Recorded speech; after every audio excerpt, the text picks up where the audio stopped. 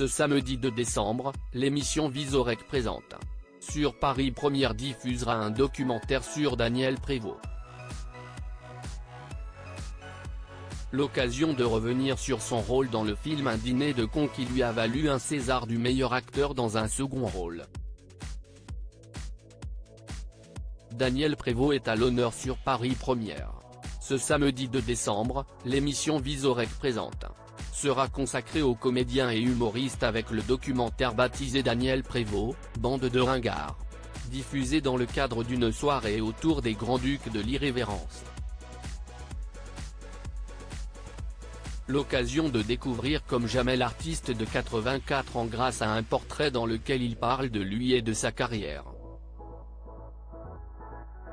Un parcours jalonné d'échecs mais également de nombreux succès après des débuts, en 1963, au Petit Conservatoire de Mireille, en passant par son fameux reportage déjanté dans le village de Montcuq dans l'émission Le Petit Rapporteur, présentée à l'époque par Jacques Martin. Sans oublier son incroyable rôle dans Le Dîner de cons de Francis Weber, en 1998, où il incarne Cheval, un contrôleur des impôts. Daniel Prévost déçu par les répercussions de son César pour Le Dîner de cons, Daniel Prévost a obtenu le César du meilleur acteur dans un second rôle, un an après le succès de la comédie au cinéma. Une consécration pour l'acteur qui pensait multiplier les contrats et autres propositions sur le grand écran grâce à son prestigieux prix.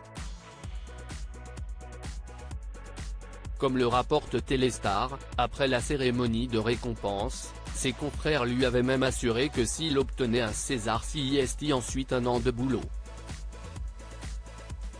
Malheureusement, la déception a été très grande pour le père de Sorène, Herly et Christophe Prévost. Je n'ai eu aucune proposition, a-t-il déploré. En 2000, il a finalement rejoint le casting du deuxième volet de La Vérité si je mens, de Thomas Gilou, où il incarne Denis Vier-Rouhan, le directeur des achats d'un grand supermarché complètement véreux. Un rôle pour lequel il a notamment donné la réplique à Richard Anconina, José Garcia, Bruno Solo ou encore Gad Elmaleh.